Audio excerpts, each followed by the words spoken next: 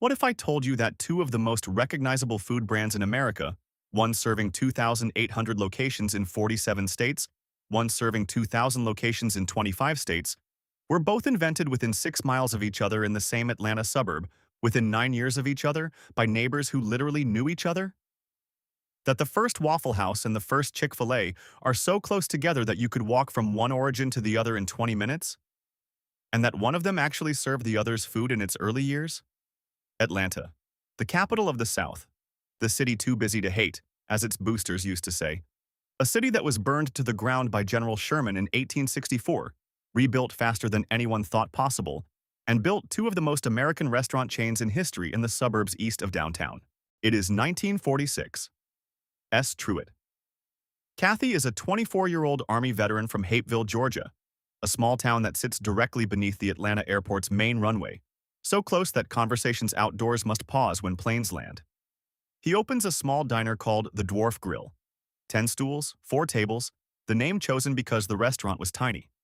His customers come from the nearby Ford Motor Company assembly plant, workers on 3 shifts, needing food at every hour. The Dwarf Grill is open 24 hours a day, 6 days a week. Truett Cathy cooks everything himself. For 15 years, he experiments. He is looking for a way to cook a chicken breast fast enough to compete with the hamburger, to produce a piece of boneless fried chicken in the same time it takes a fast food restaurant to cook a beef patty. In 1961, he finds a pressure fryer that can do it. He develops the recipe, a boneless, skinless chicken breast fillet, hand-breaded, pressure-cooked, served on a toasted buttered bun with 2 pickle chips. Simple, specific, exactly right. After finding a pressure fryer that could cook the chicken sandwich in the same time it took to cook a fast food hamburger, Kathy opened the first Chick-fil-A in 1967 at Greenbrier Mall in southwest Atlanta. The chain expanded throughout the 1970s and early 1980s, opening franchises in the food courts of suburban malls. The first standalone Chick-fil-A location opened in 1986. The original Chick-fil-A chicken sandwich was sold for 59 cents. Team members wore ascots, candy-striped aprons, and soda jerk hats. The restaurant was only 384 square feet, roughly the size of a 2-car garage, and was a pioneer in the modern-day food court. Chick-fil-A is closed on Sundays. Truett Cathy established this policy from the beginning. Every employee deserved a day of rest, he said, and Sunday was the day. The policy has cost the company billions of dollars in revenue. It has never been reversed. The closed Sunday is now one of the most recognizable things about Chick-fil-A. The restaurant that is not there when you want it on Sunday, which makes you want it more on every other day. On Labor Day, September 5, 1955, 2 neighbors in Avondale Estates, Georgia, a suburb 6 miles east of downtown Atlanta, opened a restaurant. Joe Rogers Sr. had been working for Toddle House, a Memphis-based diner chain. Tom Faulkner was in real estate. They had met 6 years earlier when Rogers bought a house from Faulkner. They had been talking about opening their own restaurant. The problem with Toddle House was that employees couldn't own stock. Rogers and Faulkner wanted to be their own bosses and share ownership with their staff. On Labor Day 1955, this dream came true when the first Waffle House opened at 2719 East College Avenue in Avondale Estates. A waffle cost 40 cents. Rogers and Faulkner never planned to open another location. The business was an immediate success. 2 years later, a second location opened. By 1961, there were 4. By the end of the 1970s, there were 400. Waffle House restaurants in Atlanta were among the first restaurants in the city to serve black customers, a significant fact in the segregated South of the late 1950s and early 1960s. Following the 1968 assassination of Martin Luther King Jr., many Atlanta businesses closed out of fear of unrest. Waffle House stayed open. The Waffle House Index is a real metric used by FEMA, the Federal Emergency Management Agency, to assess disaster severity. Green means all Waffle Houses are open and operating normally. The situation is manageable. Yellow means Waffle Houses are open but with limited menus. Power or supply disruptions are occurring. Red means Waffle Houses are closed. The disaster is severe. A closed Waffle House is so unusual. The chain operates 24 hours a day, 365 days a year, through hurricanes and blizzards and ice storms, that FEMA uses it as an indicator of catastrophic conditions. On January 16, 1928, A man named Frank Gordy opened a hot dog stand across the street from Georgia Tech in Atlanta. He had $2,000, a small building, and a vision for what a drive-in restaurant could be. The Varsity grew, and grew, and grew. The original location on North Avenue eventually became the largest drive-in restaurant in the world, capable of serving 30,000 people per day, with parking for 600 cars, a 150-foot counter, multiple dining rooms, and a curb service operation that defined Atlanta fast food for generations. What'll you have? What'll you have? The call of the Varsity Car Hop, delivered at speed, without patience for indecision, as much performance as food service, is one of the most recognizable phrases in Atlanta. It has been the greeting at the Varsity counter since the 1930s.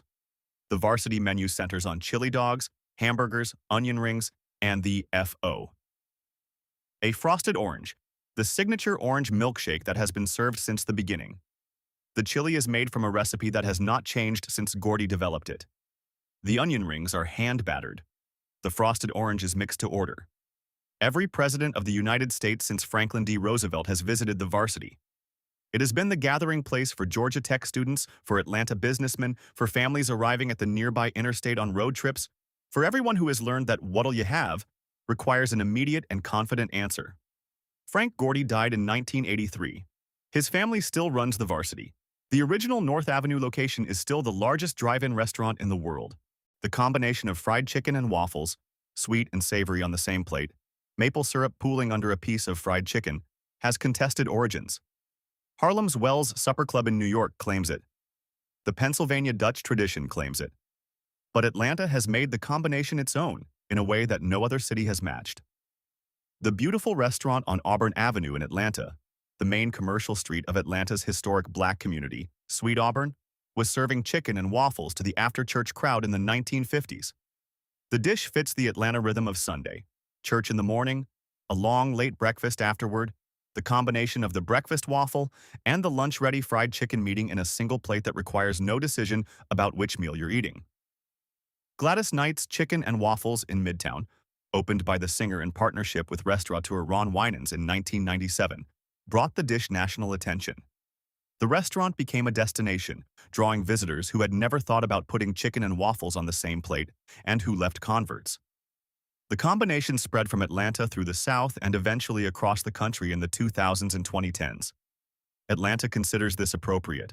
Coca-Cola was already covered in the Georgia script, but in Atlanta, it deserves its own moment. The World of Coca-Cola Museum in downtown Atlanta receives over 1 million visitors per year. It sits adjacent to Centennial Olympic Park, built for the 1996 Summer Olympics that Atlanta hosted.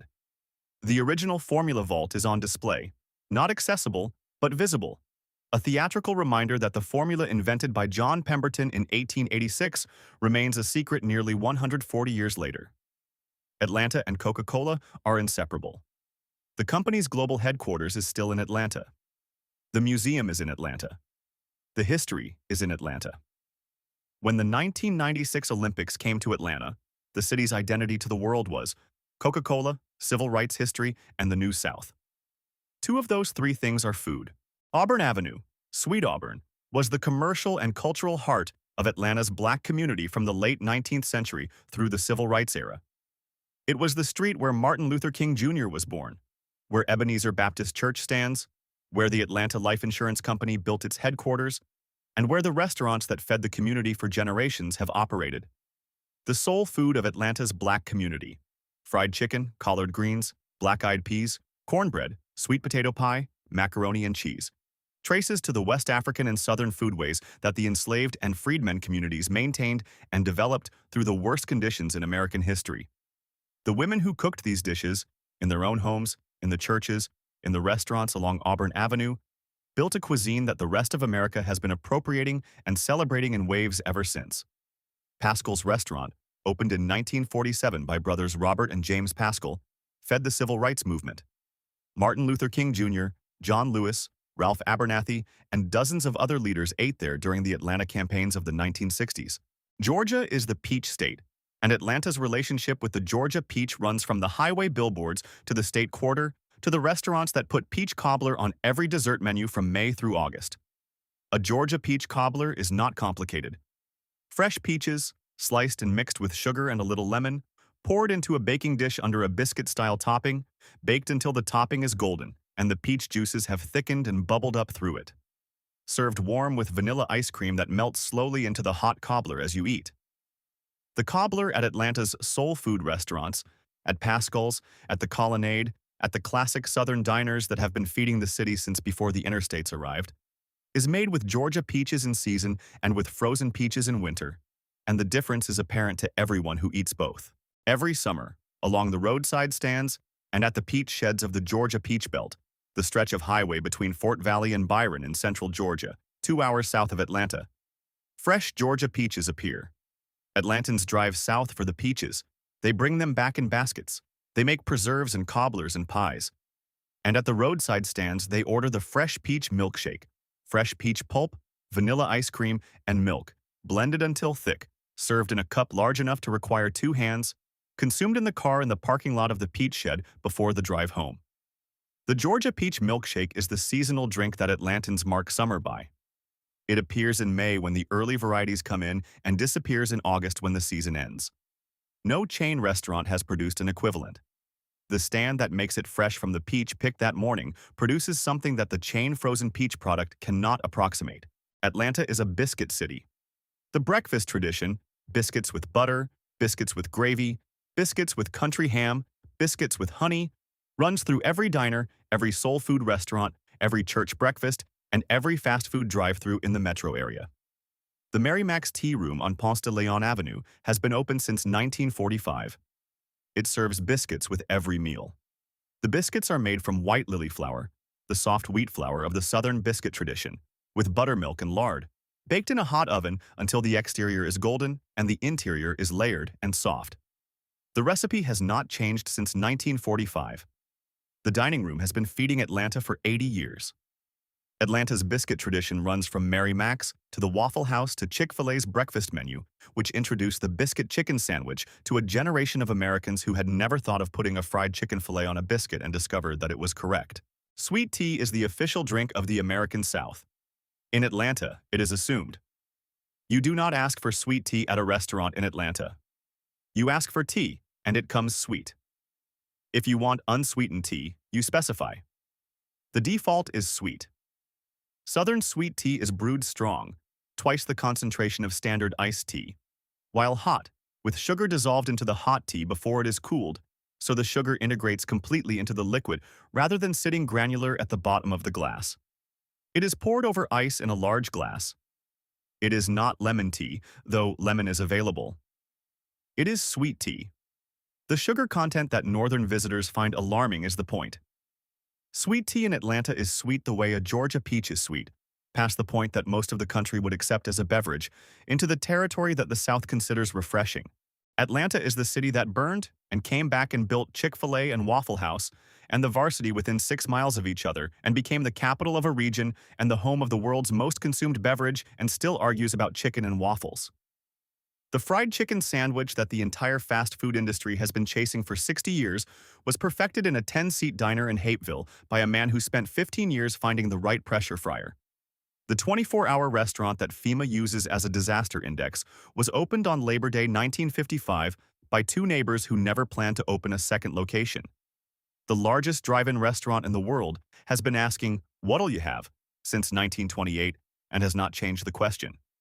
Not every city has 2 globally recognized restaurant chains that were literally neighbors from the beginning and served each other's food in their early years. Not every city's diner chain is a federal disaster measurement tool. Not every city's most iconic fast food question, "What'll you have?" has been asked without modification for 97 years.